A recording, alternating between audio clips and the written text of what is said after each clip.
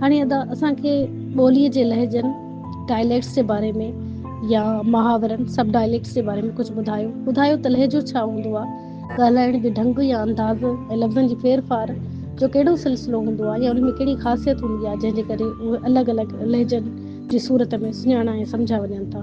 हीउ सुवाल असांजे एडमिन पैनल जे क़ाबिल एहतराम साथी भाउ फज़लुल हक़ सरंदी साहिब जिन अव्हां खां पुछणु था चाहिनि।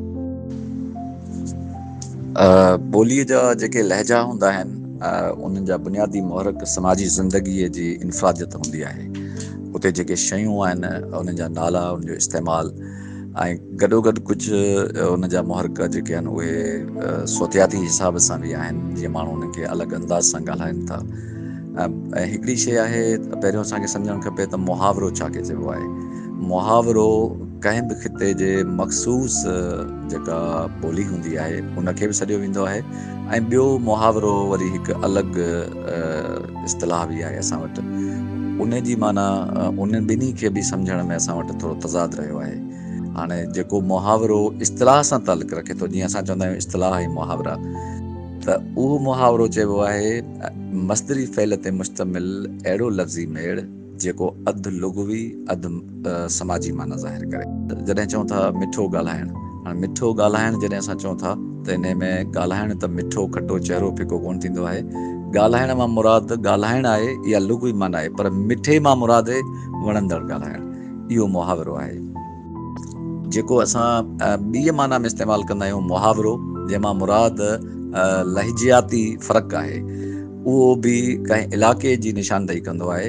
ऐं इन समूरनि लहजनि ऐं मुहावरनि जो बुनियादी फ़र्क़ु सक़ाफ़ती फ़र्क़ु ऐं समाजी ज़िंदगीअ जा फ़र्क़ु आहिनि। सिंधी ॿोलीअ में जेके हूअं त खोड़ सारा पंहिंजो लहजा आहिनि, पर असांजा आलिम 5 ऐं 7 लहजनि ते मुतफ़िक़ आहिनि। जीअं में उतरादी, विचोली ऐं लाड़ जी लाड़ी ॿोली, काछे ऐं कोहिस्तान जी ॿोली, थरी ॿोली, इहे।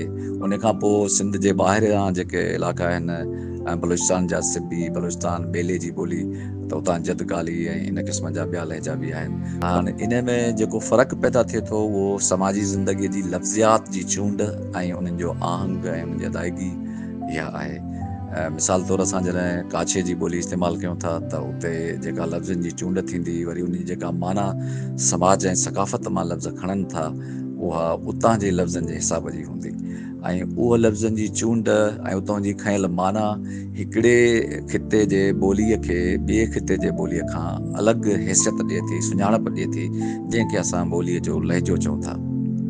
हाणे जेको वरी उप लहजो थींदो आहे, सब डायलैक्ट जंहिंखे इंग्लिश में असां चऊं था, उहो ईअं थींदो आहे त कंहिं ख़िते जा माण्हू जेके हूंदा आहिनि उहे लॾ पलाण करे कंहिं ॿिए मख़सूस ख़िते वञी रहंदा आहिनि।